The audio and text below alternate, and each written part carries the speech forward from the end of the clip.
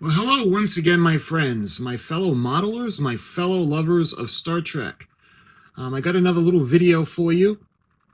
Today's subject is going to be, um, now I've been on this YouTube channel for a while now. Man, I want to say almost 10 years, but it really hasn't started to get popular until within the last, I don't know, maybe year or so. And I thank you all for that. I love the fact that you enjoy my passion as much as I do.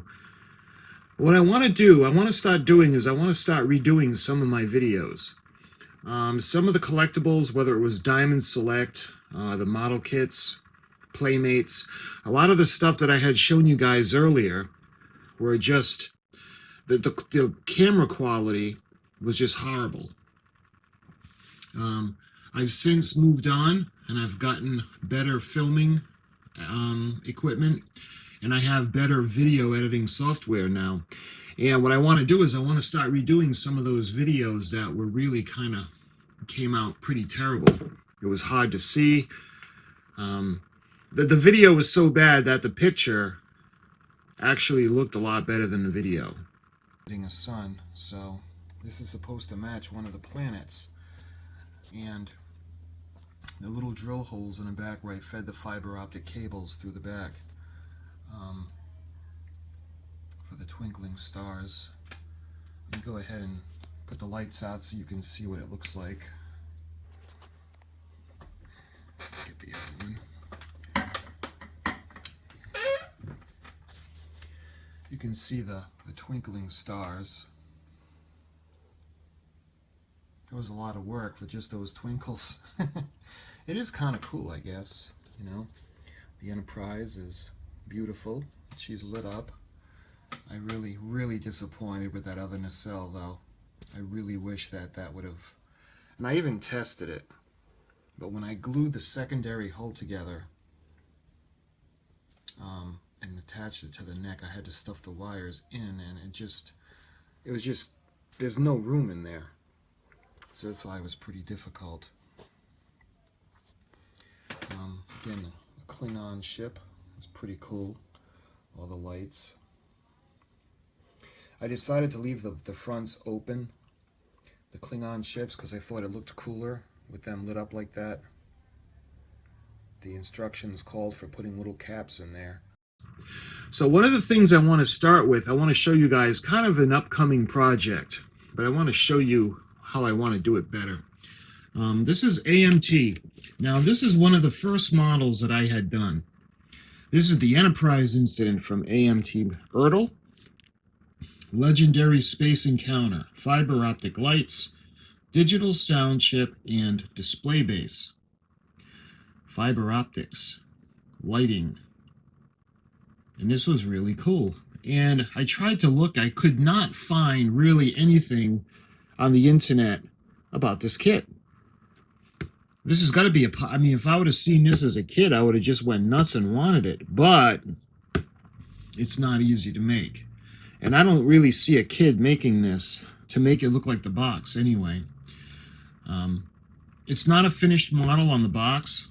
You can see it's more of an illustration or a painting. Looks very nice. You can see the Enterprise. You can see the Klingon D7 battle cruiser. Now, of course, this is from the Enterprise incident. Now, the Star Trek original series, the Enterprise incident, we learn that it's actually the Romulans that are using Klingon D7 battle cruiser shapes and ships. I guess this is kind of trying to deceive the other, maybe the Federation or the Klingon Empire. But in any result, anyway, they're using the Klingon design. And I think the Enterprise incident, I'm not sure, but I think they had the eagle, the Romulan eagle on the bottom, the bird of prey. These do not. And it's actually, if you look, you can see it's Klingon stickers. So I don't know if the Romulans are using this as a deception to make the Klingons think it's their own ships, or to make enemies think that they're Klingon ships, but they are. Of course, the Enterprise crosses the neutral zone under the command of Captain Kirk. They all think he's acting a little weird. Well, once they cross over into Romulan space, it's pretty quickly that they're surrounded. Now, they're surrounded by a Romulan bird of prey and 2 Klingon D7 type battlecruiser Romulan ships. They head over to the Romulan flagship, and they get to know the commander. The commander interrogates Captain Kirk, and it's found that he's going insane. He doesn't really know what he's doing. Mr. Spock kind of confirms that. To make a long story short, they were under strict orders. And if anything was to go wrong, Captain Kirk would look like he was insane, and the Federation wouldn't be held liable. The whole purpose of the mission was to try to get their hands on a cloaking device, in which they do at the end of the episode. So the model kit itself, you can see the side, legendary space encounter from the Enterprise incident. And I love when they do episodes for the themes of the model kits. You can see that's a finished model on the side. You can see the Romulan ships and they're lit up. And you can see the Enterprise, and she's all lit up.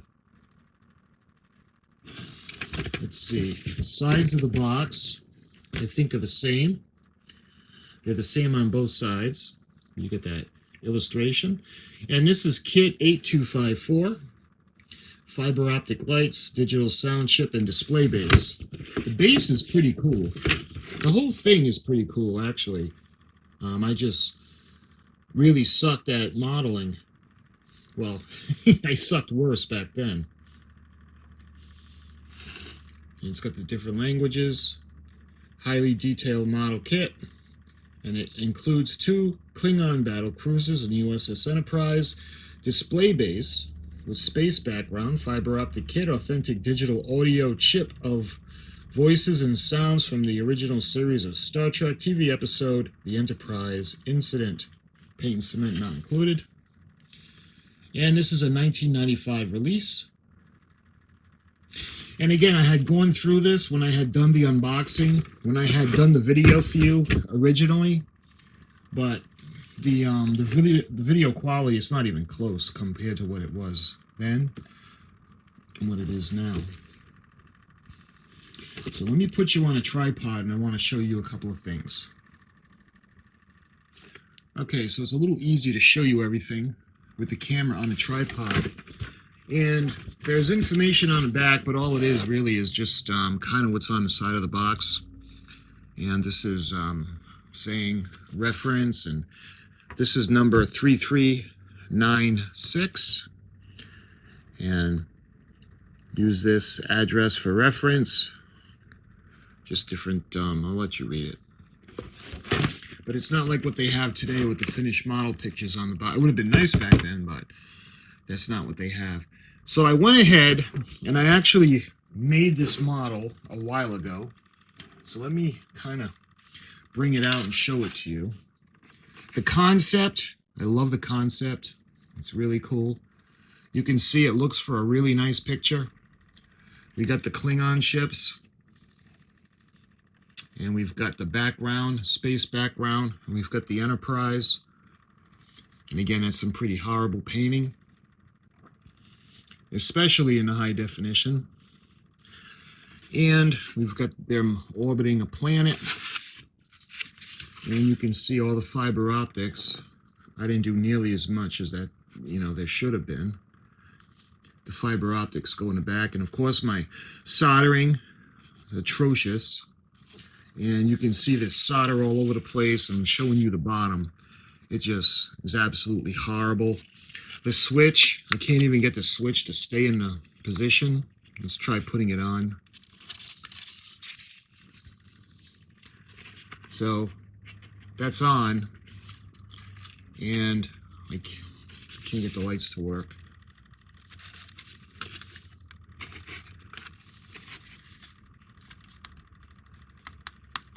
Yeah, I put batteries in, but nothing is working.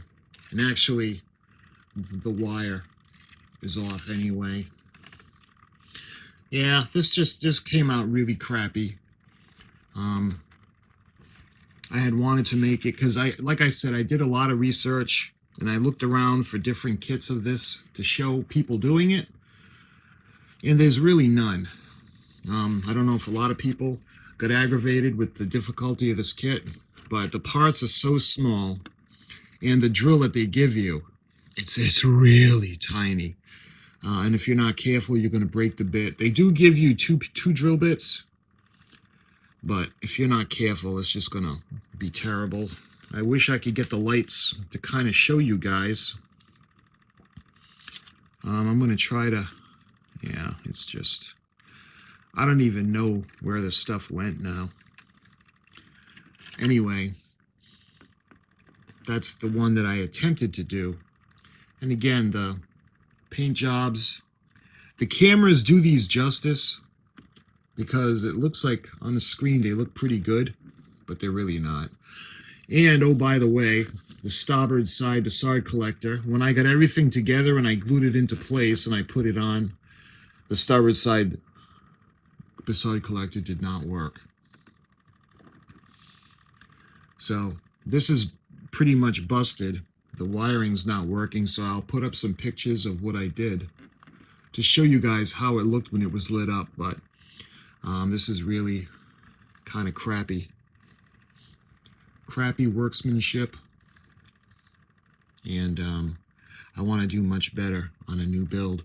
So put that back down, and hopefully when I build this for you guys the next time, it'll look a little bit more like that.